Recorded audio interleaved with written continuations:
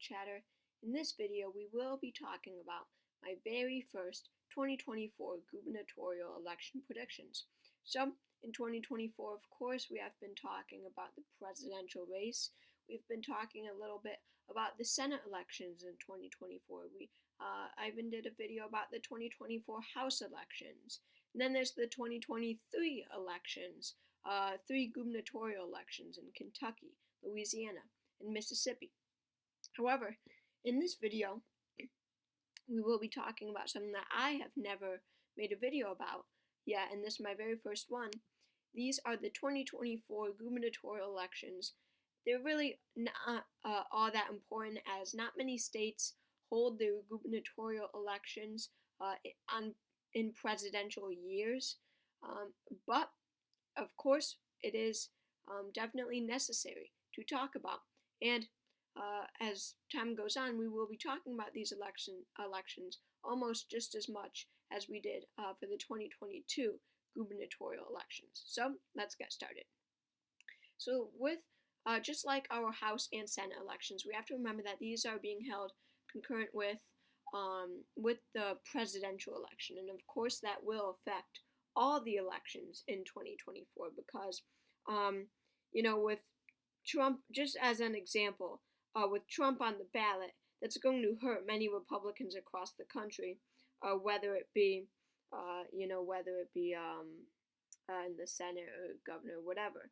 But it definitely will, because Donald Trump is not as popular as he used to be, and most Americans have an unpopular view on former President Trump. So let's get started with this video. Going to Washington, Governor Jay Inslee, I do believe, is running for another term. Ooh, Wikipedia changed their format, it looks like, which is interesting. Yeah. So Jay Inslee is running for a third term as governor. He is not all that popular. This is one of the guys, like Ned Lamont, like Kathy Hochul, this is one of the guys who Republicans really hate. However, it is a Democratic state. But he did do well in 2020, but that was held in a more blue wave year. But he only won by 13%. That's actually a lot less than I thought. I'm thinking it's going to stay a likely margin. I don't think that's going to go too far out there, but probably one that we can't count out as being non-competitive. Going to Utah, Governor Spencer Cox, I believe, is running again. So he is running again. I'm just trying to make sure so I'm not wrong in my predictions. But either way, that would be a safe Republican seat. In Montana, this one really isn't going to be all that competitive. If Steve Bullock had won, so we have Greg Gianforte, I guess. He didn't do that well in 2020, but I don't know. He only won 54. It's probably safe. It is being held with the Senate elections, which will be a lot more Democratic than most of the Montana statewide elections. So that could affect it slightly. But at this point, I'm thinking it's safe, as this guy, I'm sure, is pretty popular. I don't see him as, being too unpopular. By the way, this video is going to be pretty quick. All my future 2024 gubernatorial elections will be pretty quick, as there's not many races to talk about. So now we have Governor Doug Burgum in the state of North Dakota. This race isn't going anywhere. Safe Republican. In Missouri, who is the governor of Missouri? The governor of Missouri is, I don't know. Let's see, who is the governor of Missouri? So it looks like we have a retiring incumbent. Let's see who this incumbent is. Mike Parson. Now that's interesting because I have never heard of Mike Parson in my life. So looks like I did do in my election I did make Mike Kehoe the next governor of Missouri. If that's the case, I don't think that this is a race we need to talk about too much. I think that's going to go to the Republicans. I don't see what would be in their way. And then we have Mike Braun winning, not winning. He will win, but he is retiring from the Senate to run for governor of Indiana. He announced this a while ago. And, that is why people like Jim Banks are coming out and saying that they will likely run for Senate. So, Mike Braun, popular senator, he retires to become governor. I definitely think that he is on track to win. And then we have West Virginia. So, West Virginia, we do have Jim Justice, but he is retiring this year. Maybe he's whatever. Maybe he's term limited. I don't know, but maybe he's going to run for Senate too.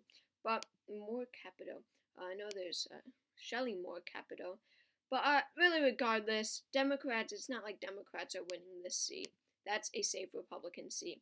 Look at that, so many safe Republican states. Going to the state of North Carolina. Now, this is honestly the only at all interesting race there is in 2024 for the gubernatorial elections. None others are interesting at all, so we will get to it. This is the only one that's at all competitive. Delaware is safe, Democrat. I believe we have a retiring incumbent. I don't know who it is. Oh, John Carney, I believe, is retiring. One of the most irrelevant governors.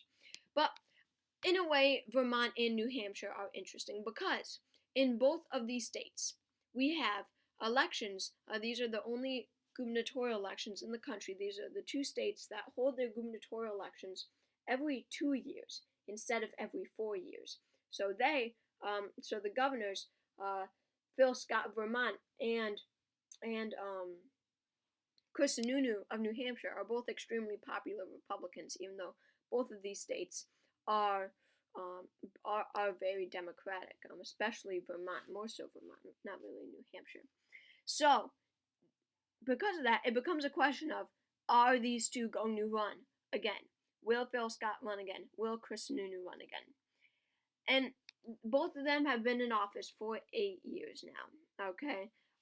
By 2024, it will be 8 years. It's been 7 now. So, that's really the question. Both of them would win by a safe margin if they both run again.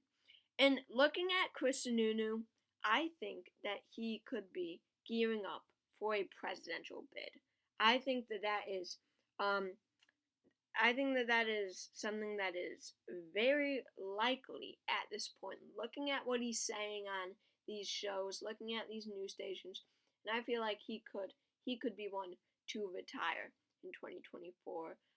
And I feel that he's not someone who wants to stay in office for a while. I feel that he is someone who maybe wants to move on from the gubernatorial office, maybe go to the Senate office, maybe go to the White House, whatever, even though he won't be elected.